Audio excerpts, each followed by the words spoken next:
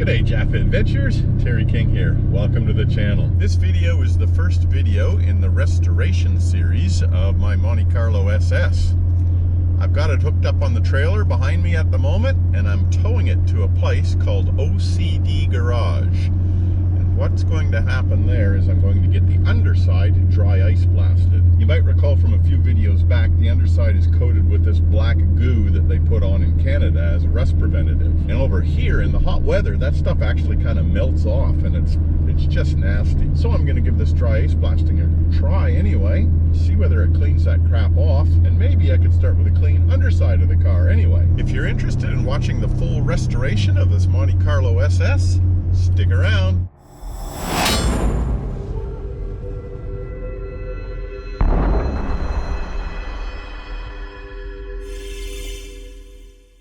Hey guys, it's been about 2 weeks now since I was skull dragging the Monte Carlo out to OCD Garage to get it dry ice blasted. I'll pop it up on the hoist and we'll have a look at that shortly. But during those 2 weeks, I've completed the shed. So it's now 99.9% finished. Got my tool boards and cabinets all set up. There's a windscreen for the Monte Carlo. So most of the parts now have arrived for that rebuild. This little area here is where I've pushed that back wall out. So I've got myself, I don't know what it'd be, probably 9 meters by 3 meters, so call it an extra 27 square meters. And up these stairs to the mezzanine is the man cave. We'll go have a look at Jafffa Central up there. Got myself an AC/DC carpet, a jukebox, my guitar, a little bit of wall art here and there, some neon signs, a couple of couches, a rocking chair for the old man, a little wine barrel bar table with 4 bar stools, and one massive Jafffa Adventures neon sign. That sucker is about 2.1 meters high. Couple things left to do. I've got a TV purchase that's going to go into that square area there, and a bar fridge to go in between those 2 signs. And that will finish up the mezz area. Now there is one other noteworthy event that is about to occur. I'm about 50 kilometers from the coast, and facing that direction is the coast, and bearing down on us is Cyclone Alfred. It's about 24 hours away from crossing the coast, and if the forecasted track is accurate, that eye is going to come right over top of us. We're as prepared as we can be. It is eerily still at the moment, but the forecasters are telling us that the winds are going to pick up significantly as of this evening. Right now it's a Cat 2. I think that's around about 130 km/h wind gusts. Definitely strong enough to blow our dogs off the lead. I would have rather had the new shed baptized with a little bit of rain, not a tropical cyclone, but hey, it is what it is. All right, enough blathering on. Let's get that Monte up on the hoist. All right, there's the underside. That is impressive. It's been clear coated as well with this stuff called AEG Aegis or something like that. But have a look at this. That's the factory floor pans, and that's the original factory paint. So the dry ice takes all the crud off, but it doesn't touch the paint. That is awesome. She is clean. Rear diff, that was full of all of that black goo as well. Nice. All right, well, I'm certainly happy with the results of that. So what's my plan to work on this car during this cyclonic event? Well, have a look at that wheel there. It's pissed. You can see during the accident, the Patrol's bull bar has run along here and pushed the top of that tire in. And in doing so, has at least bent the upper control arm and the upper ball joint. Not sure about the lower control arm, but I have purchased both of those, so I might as well swap them both out just to be sure to be sure. And of course with me, most jobs are like rabbit holes, so I'm going to be doing one other thing as well. I've got 2-inch lowering springs. So I'll pull the coil springs out of both sides, put those 2-inch lowering springs in, and drop that sucker down 2 inches on the front so that it's got a decent rake, because at the moment it sits up like a praying mantis. So if you were watching a couple of videos ago when I completely rebuilt all of the steering and suspension componentry, I get to do that again. And on the plus side, the bolts should be nice and loose and easy to come out. All right, this cabinet has got all my Monte Carlo bits, excluding the panels, of course. So let's have a dig around in here and see if I can find those control arms. There they are. There's a complete new upper control arm, new bump stop, new lower ball joint, new bushes, and there's the complete bare lower control arm. Oh, hello, honey. Lower control arm, ball joint and bushes, complete upper control arm, and one joint stop. The other thing I did is I spent a significant amount of time sorting all my bolts out. So I've got them all divided up into imperial, fine and coarse thread, and metric as well. So when I get something like that, without a nut, I can have a look and go, I think that's a 3/8 UNC. Excellent. So much quicker process.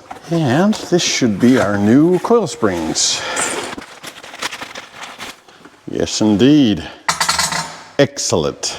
Probably difficult to see the way the car is parked behind the hoist, but there's very, very little rake to this thing. So to make sure I get my full 2 inches of drop, I'm just gonna measure the height to the top of this guard, which is 730, call it 2 mil. 732. You guys better give me my 50 mil. All right, I'm going to assemble this lower control arm so that when I'm ready to install it, I'm ready to install it and I don't have to do this. Helps that I've got this procedure fresh in my mind from only a short time ago.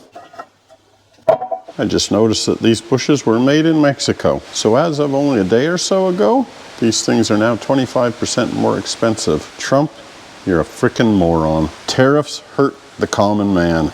Idiot. Installed. Let's try and get this lower ball joint started. There she goes. All right, that ball joint's in, that boot is on. Just remember, this boot has a little bit of a groove. It's always facing the back so that when you're greasing this ball joint, if you over-grease it, the grease squirts out towards the coil spring and not towards your brake rotor. Deja vu over, time to get that on the car. How's this for sophistication? I've got myself a little cart with all the parts and tools on it. I feel like I should be wearing a skirt. Hello, doggies. I don't know why, but they always come running whenever I'm doing something with some sort of power tools. Oh, hello there. There you can get a much better view of the damage. That upper control arm has been folded right up. You can see a big pinch point there. So it's been folded up on that corner and it's been knocked backwards and that bush has actually popped out. So I'm going to replace that entire upper control arm. First thing I'm going to do is take this caliper off and shift it up out of the road. Look at this face watching the spanner. Look at that powerful one-pot piston caliper. Ooh-wee. Here's some more accident damage. Inner guard's all smashed to bits. It's busted there. It's crunched up here. It's smashed up here on the front. I've already got replacement inner guards now. They're sitting in my parts pile. These two morons ripping up my cardboard. Oh, you got something stuck in your teeth, do you?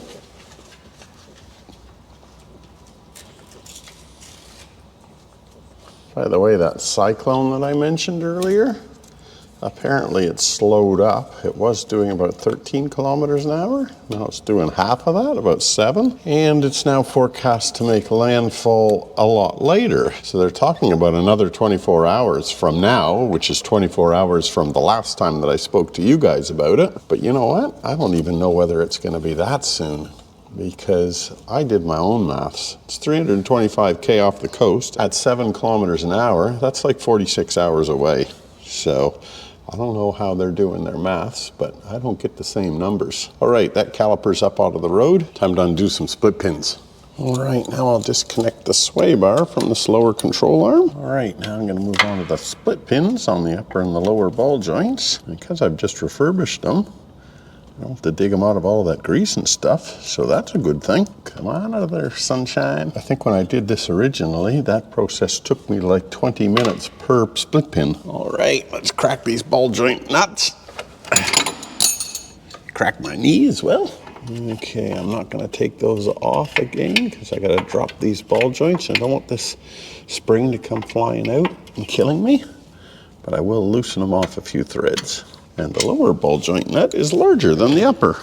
Okay, let's drive a pickle fork in there.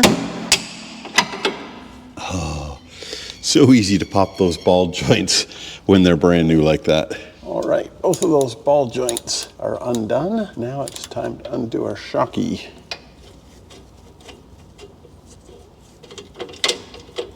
All right, I'm just loosening that top shocky bolt. Get that shocky out of there and we'll be able to There goes our shocky. All right, the only thing holding this together now are two very loose bolts on both the upper and lower ball joint. All right, let me go grab my trolley jack. There we go, that is unloaded. Do one of these bolts, it doesn't matter whether it's the upper or the lower ball joint, because as soon as they're undone, we're ready to drop it. Okie dokie. Let's drop this floor jack, and then we might have to lift the car a little as well.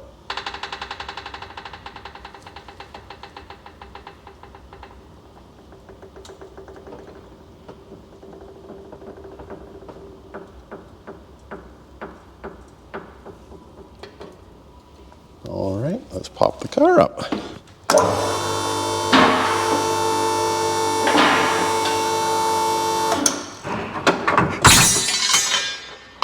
One coil spring. All right, let me get this hub and spindle assembly out of here. Just set that aside. There we go. Lower control arm is free. Upper control arm is free. Let's pull them out.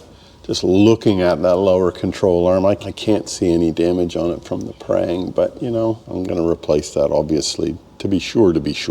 Man, it's nice with clean bolts. They just come off beautifully. So I guess all that hard work I did earlier is paid off in some respect anyway. Oh, nice. That bolt's gonna come right out. Sweet. The bolt on this side needs a bit more persuasion, but it is coming. There she goes. All right, that control arm should just pop out of there. There it is. All right, I've got both control arms on the bench just to make sure I'm dealing with apples and apples. A couple of minor differences. The original control arm has got this little folded section. The aftermarket one doesn't. Original control arm has got this steering stop. The aftermarket one has got the holes for it, but no steering stop. So I'll have to grind those rivets out of there and swap it over and put bolts on it. Looks like the aftermarket bump stop's a little bit higher, but that's probably just age and this thing getting whacked and flattened down. And the last thing is I've got to take these little clips out for the shocks and shift them over onto the new control arm. But other than that, dimensionally, they look pretty much identical. All right, swap steering stop and shocky bolt brackets.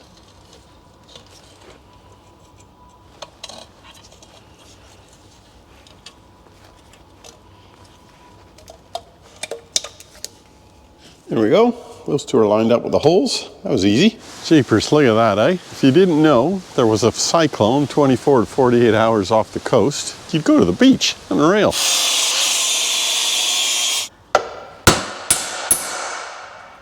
They're going. There she is. All right, I've hit that bracket with a little bit of black paint. While that dries, we'll head over and pull off the upper control arm. Should be a bit easier because the upper control arm comes fully assembled. Why you can't buy these lower control arms fully assembled, it's got me buggered, but I certainly couldn't find one. So to get these upper control arms off, I simply got to pull these two bolts, one there and one there on the cross shaft. And I got to make sure that the shims on each side remain the same because that affects my wheel alignment, of course.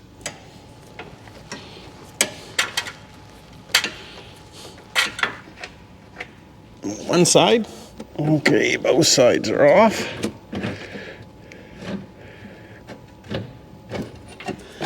Out comes our control arm. Now you can really see where that's been folded up. She be toast. There's a comparison between the new one and the damaged one.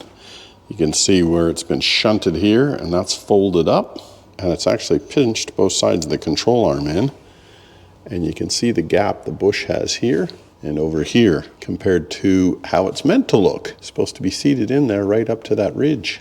A couple of things I noticed about this new control arm. One, it doesn't come with the bump stop, so I'm going to have to pull it off of this one. And two, the ball joints are not greasable. Obviously the ball joints I replaced on these a month or two back, they were. There we go, there's the bump stop. Got a little bit of grease on this sucker to facilitate its insertion. Come on, baby. Pop on through. There you come. There we go. There's the other side. Alrighty, brand new control arm. In you go. That's it, it's on. Now just start the bolts. Make sure that those shims are all sitting nice and square, which they are. Time to do them up. Couple of crusty flat washers, little dab of Loctite.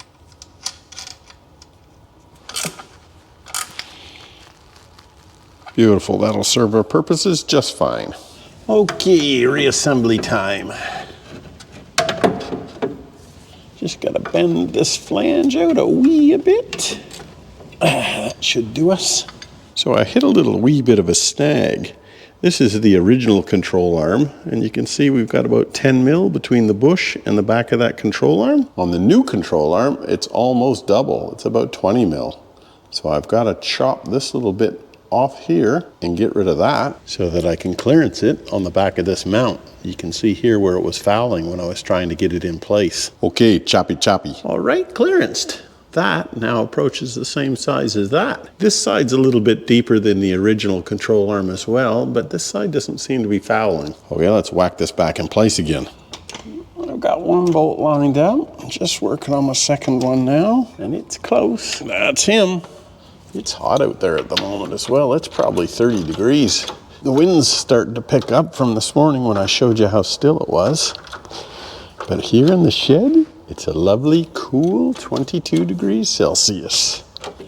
There, I'll leave those bolts loose and I'll tighten them up once I get everything hooked up and weight is on the car, because those bushes in there are actually part of the suspension. All right, time to load the bomb. What I've got here is my spring compressor, and I'm going to compress this spring just a little bit, enough so that I can get it into this control arm.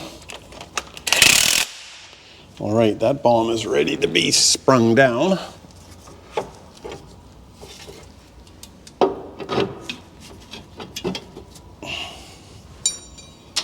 Get our bolt on the lower control arm, get our bolt on the lower ball joint. Perfect. All right, let's load up the bomb.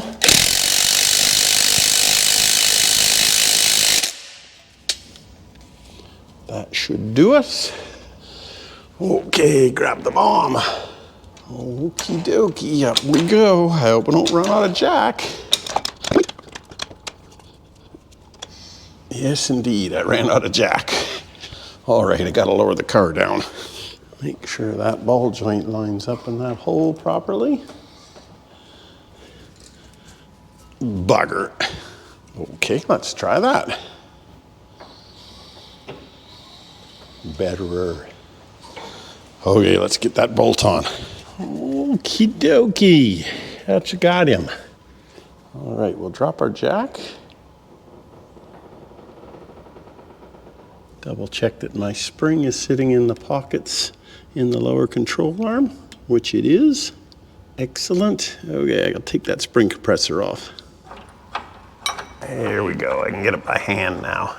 Okay, now I'm gonna put the shocky back in for an added layer of bomb-proofness, because when this shocky is in, should those ball joints let go for whatever reason, it'll hold the spring in place as well. Okay, top nut done up. Now the bottom ones. Can I compress that enough to get these started? Possibly. There's one. That should draw it in enough for me to get the other one started. Yes, indeed.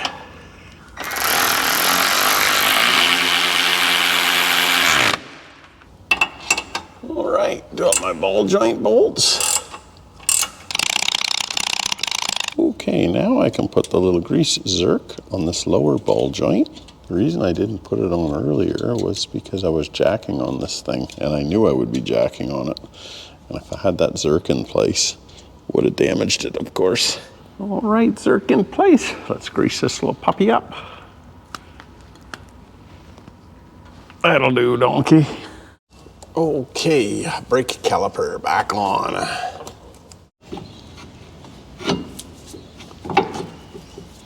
So just a little bit of a checklist to make sure that I've got everything. So the upper ball joint's torqued down. No split pin in that one because it has got one of those nylock nuts on it. Lower ball joint torqued down with a split pin in it. 2 lower shock bolts done up. 1 upper shock bolt done up. Brake caliper back on. Next thing I'll do is I'll put the wheel back on the car and drop it on the ground so that we've got weight on it. Then I can do the 2 lower control arm bolts up, the 2 upper control arm bolts up on either end of the cross shaft. All right, caliper done up.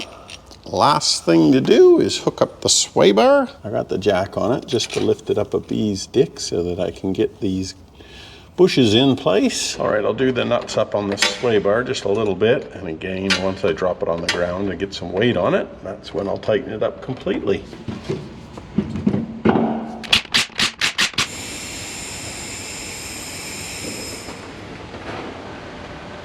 Okay, let's see what we got. That's now sitting at 730 mil from the floor to the top of the guard. I'll check back on my video a bit later, but I thought that that was about what it was sitting at. So my factory springs had sagged significantly, and these are obviously brand new and need to seat or bed in. But with a 2-inch drop spring, I would have expected a little bit more drop. I did check the spring to make sure that it wasn't caught up in the spring hangers on the top, and made sure that it was seated properly in the lower control arm.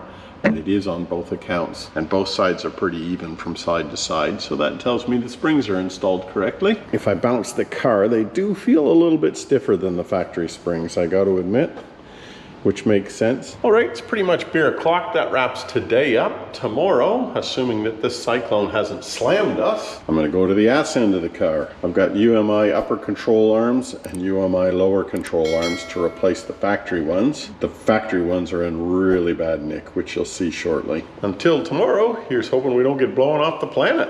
Bye now. Well, good morning. Got the Monte up in the air. Gonna pull the back tires off and we'll get started on those upper and lower control arms. Tropical cyclone Alfred, still sitting out there off the coast. Expected to make landfall sometime in the next 12 to 24 hours, I guess. We got a little bit of rain, couple mil, and it's a bit blowy now, and my pool's trashed. But other than that, we're in pretty good shape.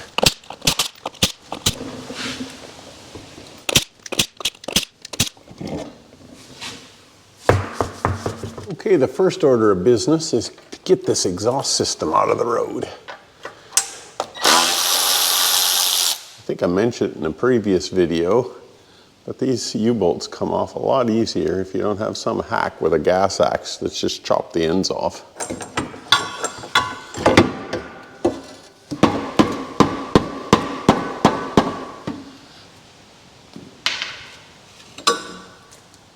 All right, that was a reasonably simple task. The exhaust is sitting there on that bit of cardboard. Next step is to pull this sway bar off, because that is attached to both lower control arms. That sway bar has not been off during the life of this car.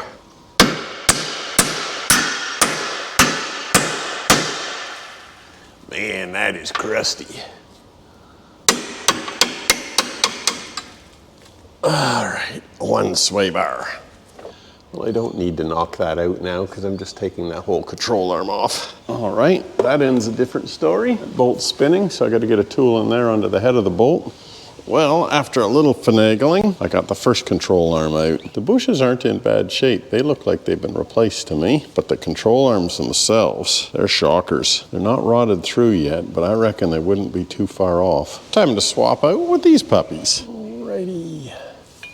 Control arm, slide up in place, please. There we go. Now I won't tighten this down. I'll tighten this down once the car's on the ground and the suspension's loaded up. On this side, I just put a ratchet strap on the diff, pulled it forward, only a little bit, to line that bolt hole up.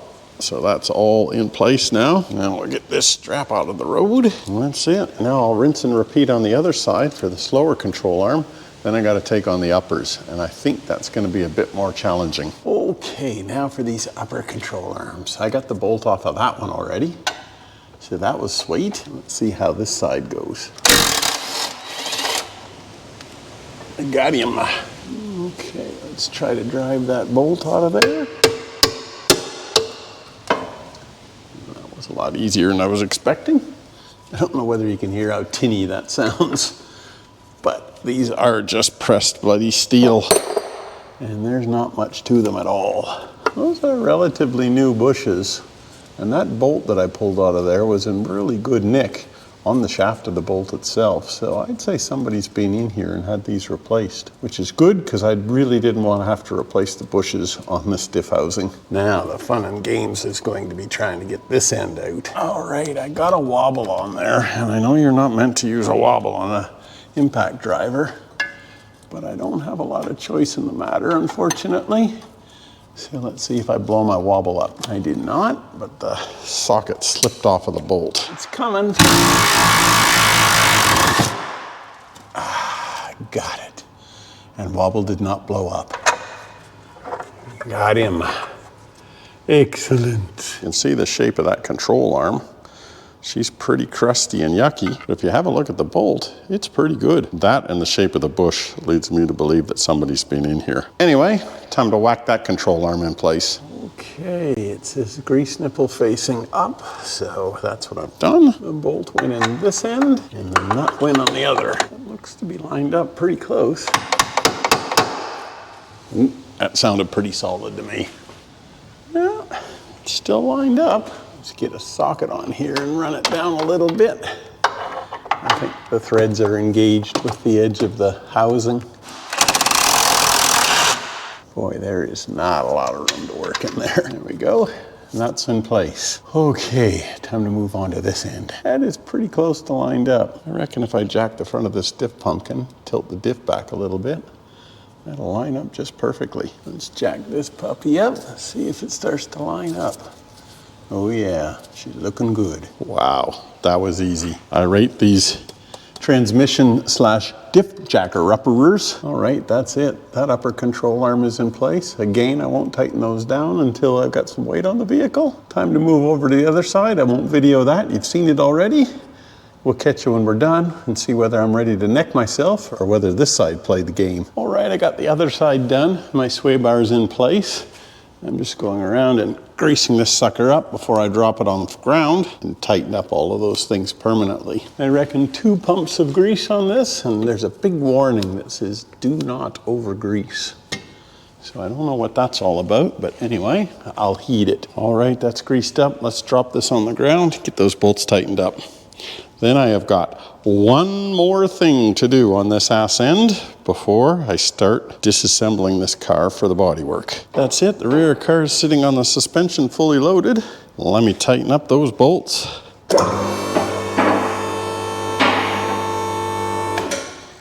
All right, that suspension is all nipped up now. Glad to get that job out of the road, that wasn't fun. One more job to do on this rear end before we wrap this video up. And that job is this. The brakes in the Monte aren't too bad, but while going down the rear diff rabbit hole, I am going to bring it up to the 21st century and put some rear disc brakes on it and cross-drilled and slotted rotors. Don't know whether I'm gonna get to that tomorrow. It depends on what happens with this cyclone. But at the moment, it's still just a little bit blowy and some squally showers. See you tomorrow. Following morning, house is still standing. Shed's still standing, a couple of branches down like over there.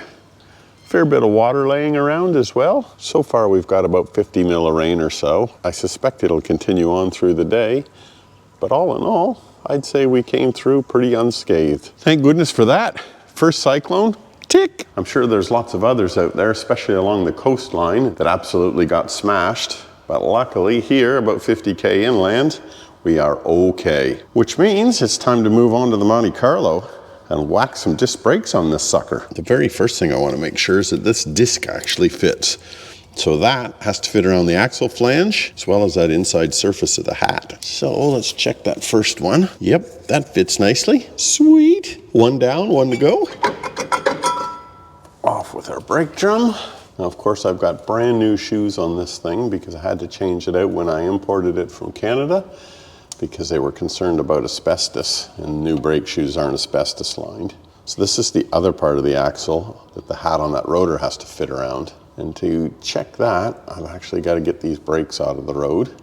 And what I'm going to try to do is I'm going to try and pull this axle out without taking any of this brake components off, and maybe I can get the backing plate with all the brakes off in one go. That's the hope anyway. I can get a spanner in there, so that's a good start.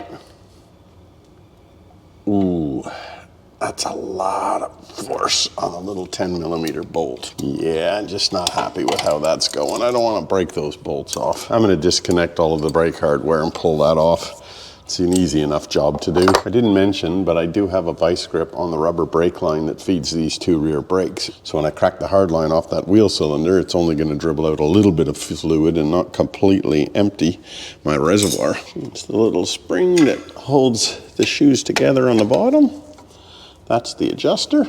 That's off the e-brake, as is that.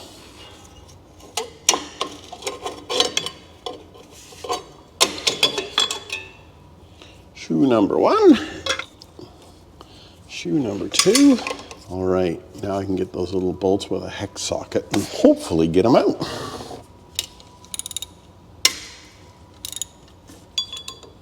That didn't sound good to me. I think that bolt might have just broken. There's one piece of it. Let's try this side. You know, if I was smart, I'd be using a little bit of heat or something. But I've never been accused of being smart. Crunch. There's the second one. Excellent. Let's see if we can break this big bastard holding on the wheel cylinder. Of course, the other thing I get to munch and destroy is this brake line.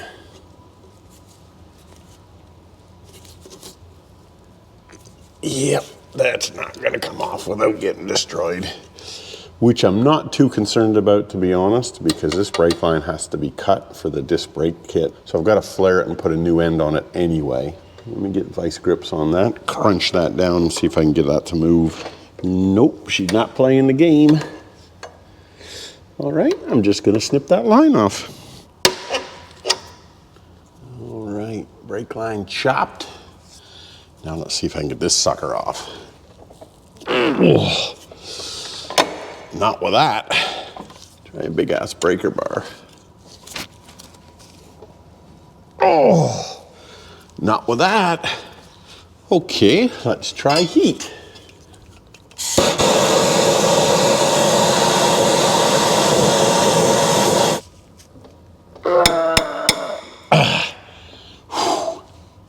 Getting there, but holy shit.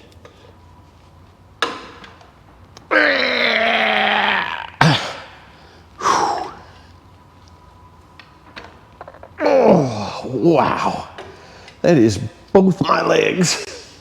I'm not the most strongest person in the world, but that's both my leg muscles at full push.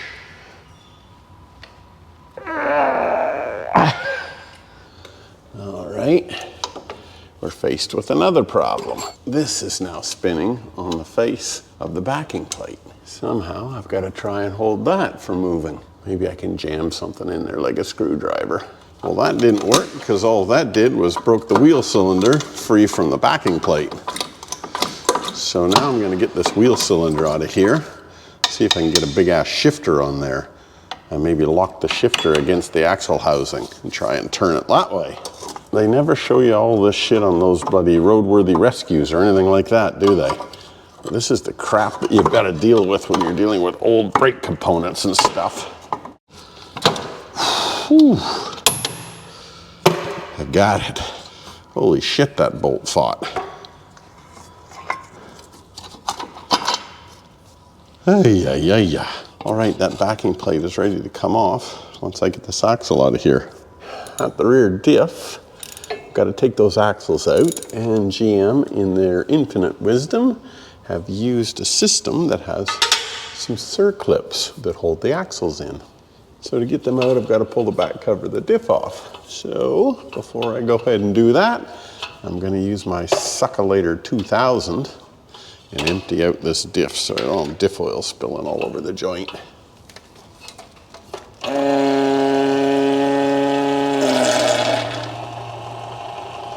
And we're off, succulating.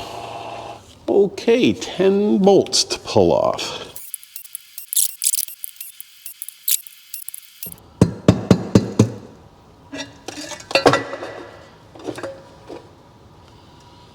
No gasket, just pure goo. Well, I do have a gasket to hand, so that'll take care of that. right, I'm gonna do the shitty job first and clean up this mounting surface. Okay, mating surface all cleaned up. Now I've got to get that pin out of there to allow me to remove the axles, and it's held in by a bolt which is on the other side. And I can't spin the diff because I'm in park and the car's up on the hoist. Awesome. Okay, let's spin this sucker around. There it is. There's the bolt I'm after to be able to get that pin out. You're a tight little sucker for a 5/16 inch bolt. Looks like I can't withdraw him fully because he butts up against there, but that's fine. All I want to do is get that pin out. That ring gear is in excellent shape, but look at it, 7.5 inches. It's a little bitty thing. Okay, let's see if I can tap this guy forward a little bit. I don't want to go too far, I won't be able to spin the diff around. All right, I got that pin out. That's what it looks like. That's where that 5/16 bolt goes through to locate it. Now I got to get the circlips out of the end of the axle. There's the circlip just there. I got to snag it with a magnet. Come on, little baby. There she is. That's what our circlip looks like. Okay, that axle shaft is ready to come out.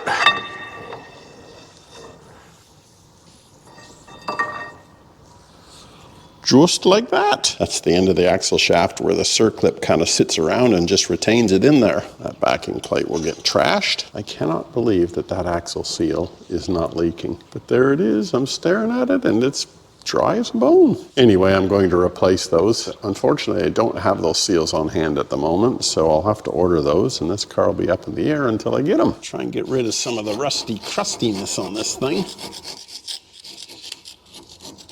All right, I've cleaned that up with a wire wheel and chiseled off most of the flaky, crusty rust. I'm gonna hit it now with a bit of aerosol rust converter. That should be good enough to keep this thing rust-free, at least until I'm covered up. But it looks like fate might have just smiled down upon me. These are those two 10 mil bolts that I broke off earlier.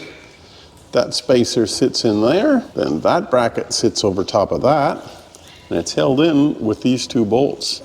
They don't actually thread into this axle flange. They go through the axle flange, through that plate, and are secured with a nut on the back.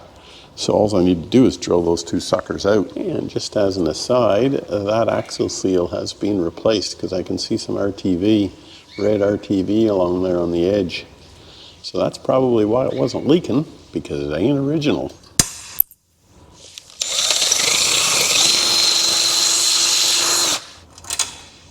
That's got him. Well, it's the following day. So this is the third day that I've been working on this car. Wild night last night. Downgraded to a tropical low now, but we have had a shit ton of rain and we've got some trees down now as well, which is a little bit of a bummer, but we'll clean that up with a chainsaw when it dries out. So far we've had 120 mil of rain, which is what, 5 inches in the old scale, I guess. The good news about all of that is so far the shed is kept nice and dry. So I'm not gonna get any more of a leak test or a leak challenge than a tropical cyclone, then a cyclone, and then a tropical low sitting over top of us. So that's a good thing. So where'd we leave off at? I got the caliper brackets mounted on the passenger side of the car. I'll go over and do that on the driver's side of the car now and show you how I did that. But what I'm gonna do is I'm going to completely assemble these brakes fully, and just so that I've got something to do, because at the moment I'm held up by these dust seals or these oil seals here. I can't fully assemble. But I don't want to stop here. I've got some good momentum. So I'll pop the axles back in, completely install the brakes, completely install the handbrakes, bleed them, then I'll disconnect them all, pop those axles back out, and wait for those axle seals. That'll at least keep me entertained while we've got Armageddon happening out there and I can't do anything outside anyway. And if you think I'm a bit of a genius putting this together, I'm not. I'm just simply following the instructions that came with the kit. So they give you this little tiny shim, and what that's meant to do, I don't know whether the camera's picking it, but you can see that this is a little bit of a recessed area.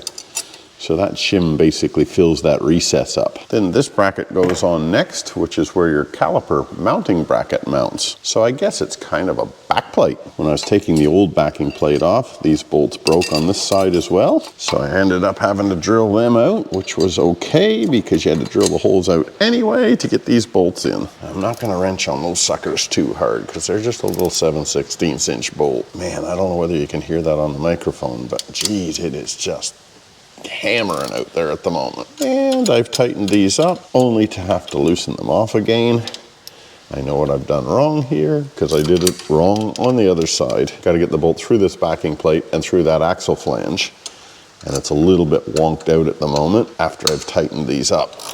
So loosen them off again. That'll allow that backing plate to shift a little bit. Then I get my big ass bolt, pop that through. Now I can tighten up these little 7/16 suckers. Now the next mistake that I made on the other side was I mounted this to the front face, and it's meant to mount on the back face. So I'll hang it on that large bolt and just put that nut on there so that it can swing in the breeze. Now they give you these two little spacers because this needs to be spaced out the width of that axle flange. Bolt through, spacer, and a nut and lock washer on the back side. Our second spacer, bolt, and a lock washer on the back side again. All of this stuff that I'm doing at the moment, I will not have to undo when I get these axle seals. So that's a good thing. Tighten up this Hujongamama bolt.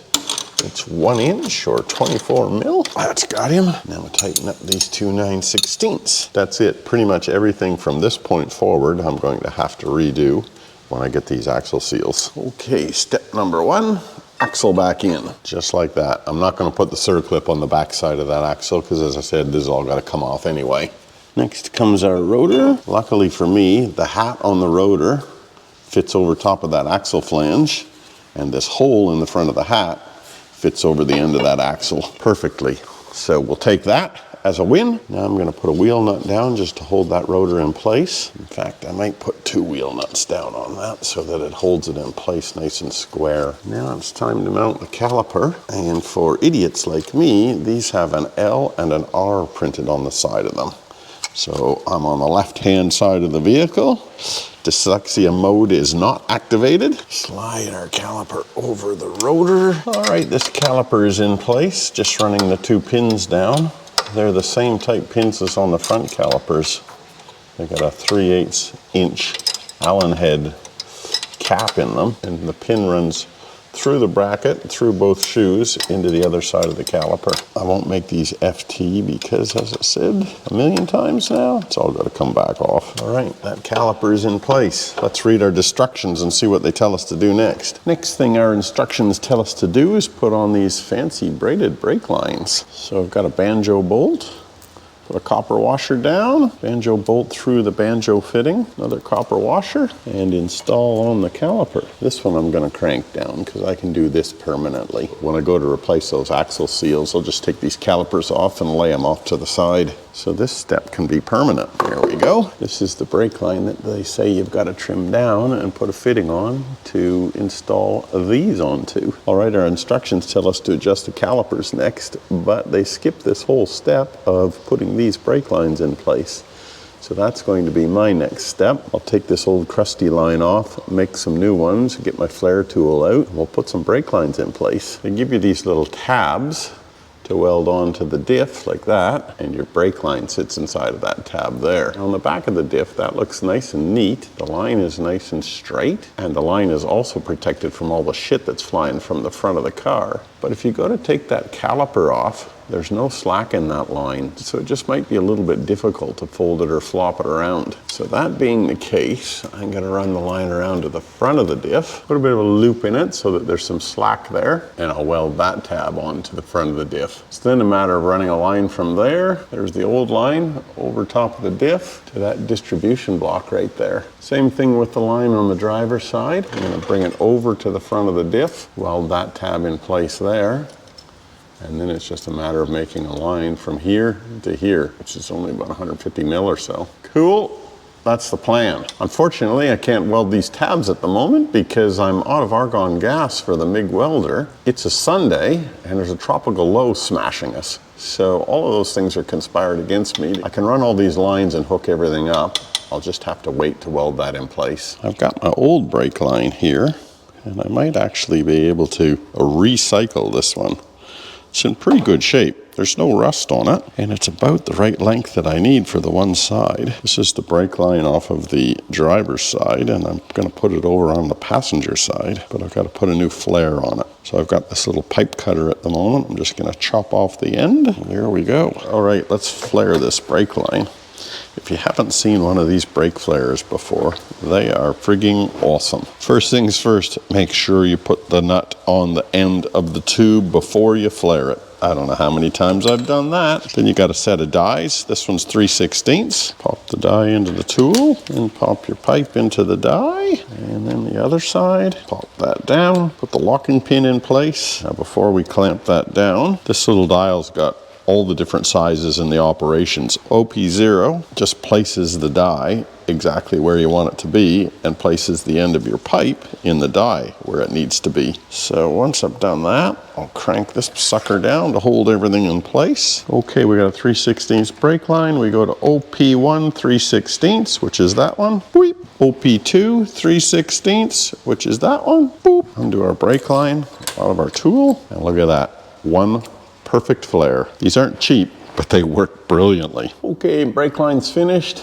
This is the passenger side. That tab needs to be welded there, but I got a nice little amount of slack on this braided line. It's avoiding all the suspension. And over here on the driver's side, it was dead easy. Tab's got to be welded there, but then it was just a straight shot to that junction block. Okay, let's release this clamp. That is a brand new hose. I replaced that a couple of months back, so that isn't going to deform. One press of the brake pedal would pop it open anyway, even if it was. The last thing to do is to hook up the handbrake. Now they gave me these new handbrake cables, but they're generic and they will need some modification to work. I actually got the passenger side to fit up reasonably well. Here it is here, runs through the same spot as the old cable, bolts up at the old cable bracket, and here's the old cable here and runs into here, and that'll fit into there quite nicely. So I'll take this old cable off. Of course, I can undo that nut and spend about 1,000,000 years trying to get that past all the goo, or I can chop it off there. What would you choose? There was no way that steel stranded wire was coming off with a pair of snips, so we're going electric. Bye, Felicia. Well, with a little bit of finagling, I got the driver's side done. I used the original Monte cable and just cut that spring down a little bit. Took a couple of coils out of there so it would fit between there and there, which it has, and now it's working. So the only thing now left to do is bleed the brakes. It's still Armageddon out there, hosing down. Looks like the pool's overflowing now, so I reckon we've got at least 150 mil, probably pushing 200 mil. And I'm not gonna ask Jill to come down to the shed and push the pedal on the car in this foul weather. I'll start off by gravity bleeding the system, and if I need some mechanical assistance a bit later on, I'll get Jill down when it dries out. Next stage for this car is to start to get into some of this accident damage. Pull this front end apart and get the donk out. But that's for another video. Keep your shiny side up, everyone. Bye now.